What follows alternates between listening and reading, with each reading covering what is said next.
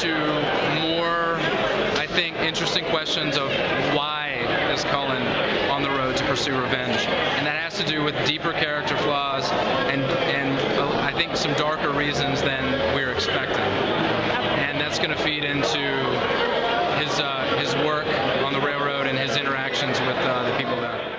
We're upping the stakes for the characters. A lot of what is written allows us to explore different facets of the characters, show some three-dimensionality of things we have to do, and changing the characters because they're put in certain situations where they're making choices they normally wouldn't have to make or didn't think they'd ever have to make.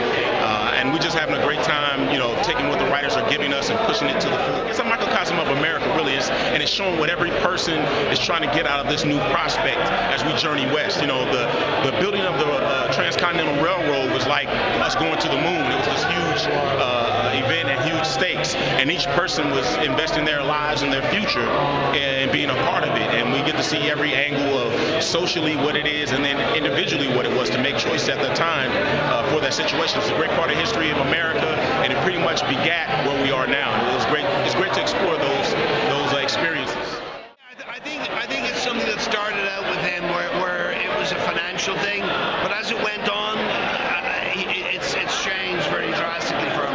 I think it's become an obsession with him. It's a mission he feels he's on, that he wants to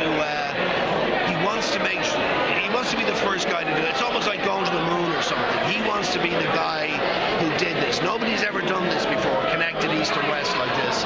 So that's become more so even than the money has become the driving issue for him. Well, look, I think part of it is we wanted to communicate that it's such a tough place to be, right? And that's how it really was, this town. I mean, there was a journalist, Samuel Bowles, who nicknamed it Hell on Wheels in 1864. They did so because that's what it felt like. It felt like a mobile hell. So I think it was a very much a concerted effort to communicate that things are dirtier, darker, harder this season.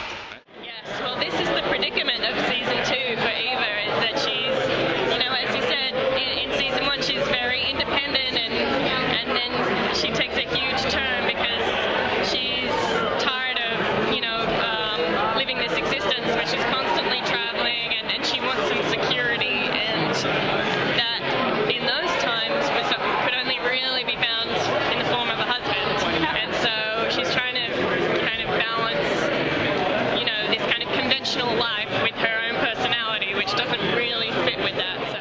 Well, one of the great things about this season, which I think is going to really intrigue people, is we're really getting into the characters, and the bricks that were laid last year are now going to be stepped on. And especially myself and Ben, with Sean and Mickey, we delve deeper into their psyche and into what makes them tick. And I think that people, I hope if I'm doing my job well, I hope the audience will enjoy that, and I think there's definitely more of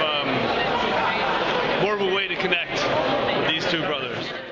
What's the secret to thriving in Hell on Wheels? I think everybody underestimates the brothers. I think people don't really think of them as a part of the danger or a threat they need to take care of, and I think they're taking advantage of that.